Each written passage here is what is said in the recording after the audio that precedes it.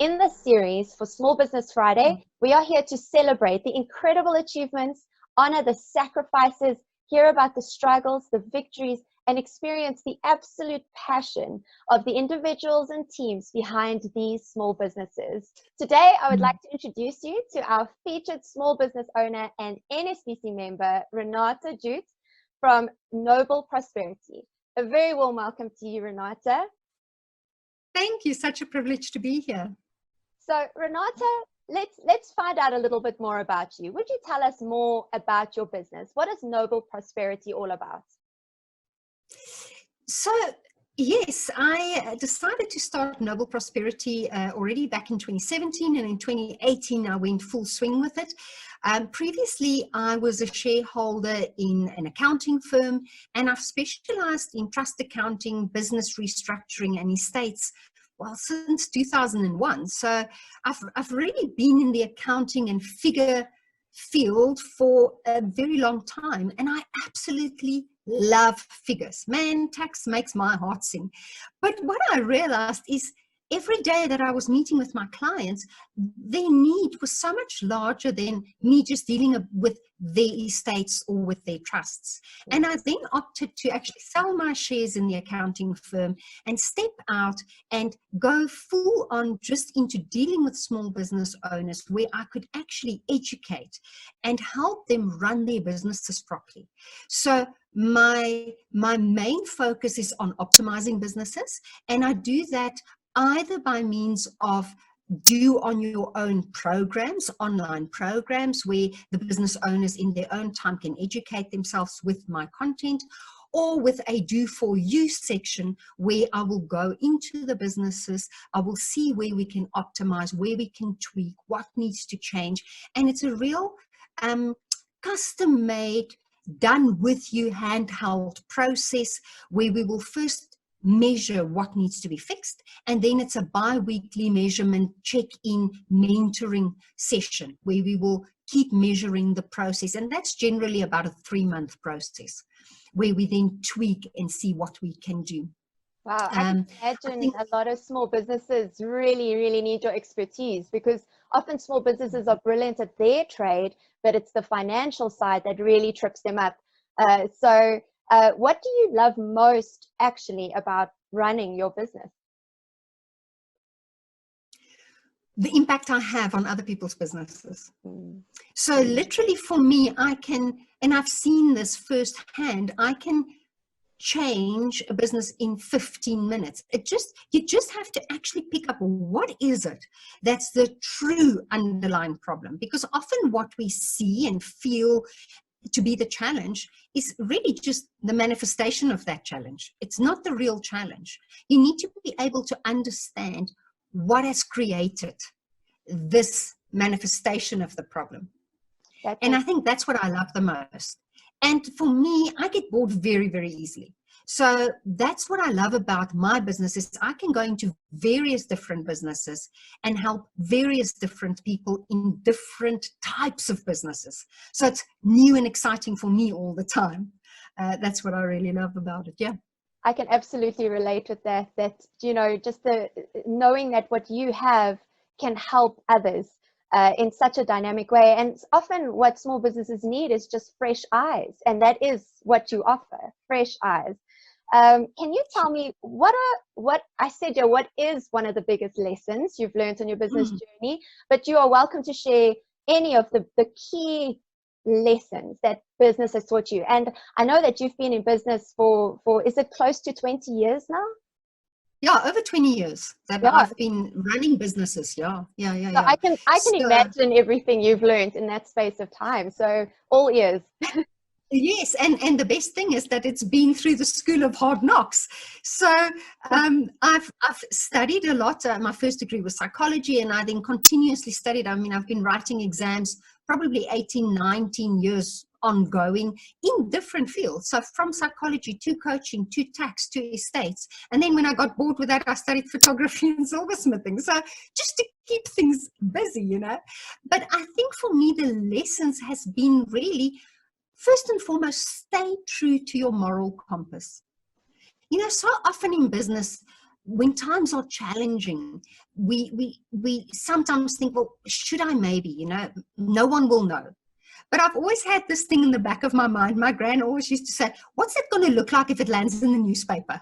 So for me, it's really stay true to your moral compass and never, ever compromise on your ethics. Maybe that's just something from an accounting and tax and the figure side of things. But for me, ethics are so important, because how can you expect ethics if you don't operate ethically? And especially for small businesses, I think often they're so challenged to, maybe we can just play in the murky gray water and no one will know. And I think it's so important, because it's a very slippery slope, that. And, it becomes easier and easier the more you do the wrong thing.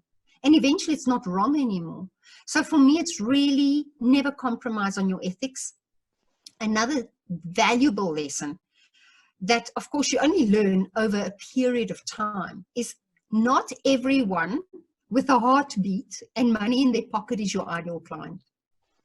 It's very, very important to establish who is your ideal client and who is absolutely not your ideal client. And the easiest way, I think, is to go and make a list of the people that you love working with and the people that really just saps your energy. When you get that telephone call and you go, I just can't. You make a list of that and you go and pull those characters apart and you say, what is it in this person that makes the sun shine for me? Or what is it in this person that brings the thunderclouds? Go put those characteristics down and make sure that you understand that when those things are in a person, that maybe that's not your ideal client. They're either going to sap your energy or they're going to get you down that slippery slope of what you don't want to deal with. And understand who your ideal client is. It's not always just the person with the money to pay for your service. I think it's also what fills you with joy, that person that you really want to help. And then, most important, remain humble and kind. Just be humble and kind, because that kindness that you give someone today may be just that one little thing that they need to move them forward.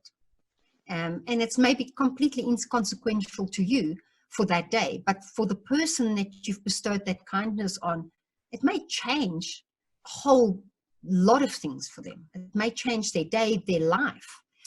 So I think, stay humble and kind. Wow, those are incredible, not just business lessons, but I think human life lessons.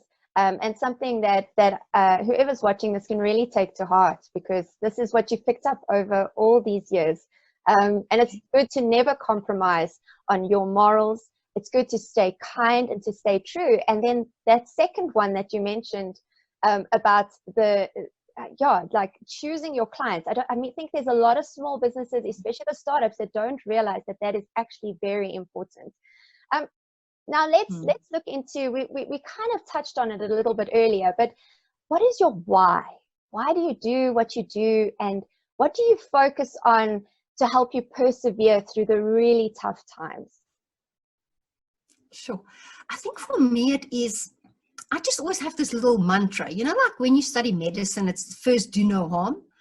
I've just been raised with this little mantra of leave it better than you found it. So every day when I end my day, so for me, starting my day and ending my day with gratitude is incredibly important, that attitude of gratitude. And I always want to look back at my day and say, how did I leave it better? Did I maybe pick up that phone and just give someone advice?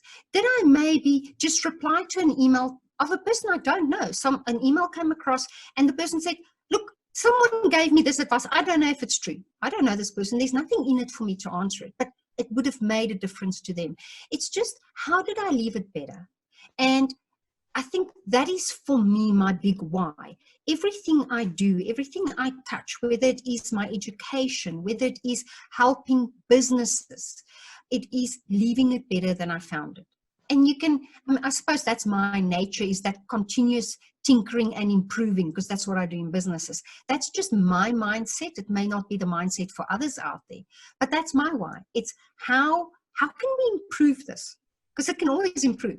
It can always be made better. It can either be made more cost effective, a better product, a better result, maybe give back more, whatever that is, whatever that looks like. Just give it better than you found it. And I know when I step into a business, it's going to be better than I found it. So, you know, that's my why. Well, that I can believe, definitely. Our last question, we're recording these interviews as a celebration of Small Business Friday, where we really highlight small businesses out there and what the impact they have in South Africa. Now, why should South Africa support small businesses now and beyond? So for me, I think, you know, I spoke to a client this morning that I was doing business optimization for, and I said, you know, actually, yes, we may refer to it as a small business because of the turnover or the tax you pay or the number of people that you employ. But at the end of the day, you are a business. So whether it's small business, big business, it doesn't matter. You are a business. And I think it's really about, there's no small impact. Small businesses have a huge impact on the economy. We have a huge impact on the levels of employment. We employ a lot of people out there. And even if it's not direct employment, like in my business, I don't have any employees, but I've got outsourcing. I've got an outsourced virtual assistant. I've got an outsourced marketing person. I've got an outsourced IT person. I've got various outsourced people that does various projects for me, because yes, I could probably learn to do it myself, but it would be a waste of my time when other people already know how to do it. So if my business is not there, then those projects don't happen. So whether it is people think, oh, but I'm not employing someone, whether you're employing someone or outsourcing the work to be done, it's still very, very pertinent that that work gets done. Excuse me. So I think it's that, the impact it has. But then furthermore, and that just brings me back to my love for figures and tax again. When a business stops trading, you lose, for SARS and the government, we lose income tax, VAT, pay as you earn, skills development levy, UIF, import taxes, export taxes. So when you look at that and people go, yeah, but I don't want to pay tax at the moment, I'm cross with everyone. I understand that. But the taxes make things happen. And when I studied my accreditation for deceased and insolvent estates, what was so important and what was such a scary fact for me is when a company goes into liquidation, even SARS will go and stand at the back of the queue to put you into debt rescue than to liquidate. Because when a company closes, we lose up to 83 cents to the rand in various taxes. You don't think about that, but think about for every rand that the company makes, the company usually pays its staff member for various things. That staff member goes to Pick and Pay, goes to buy fuel, whatever it is. So that 1 rand, wherever that rand touches.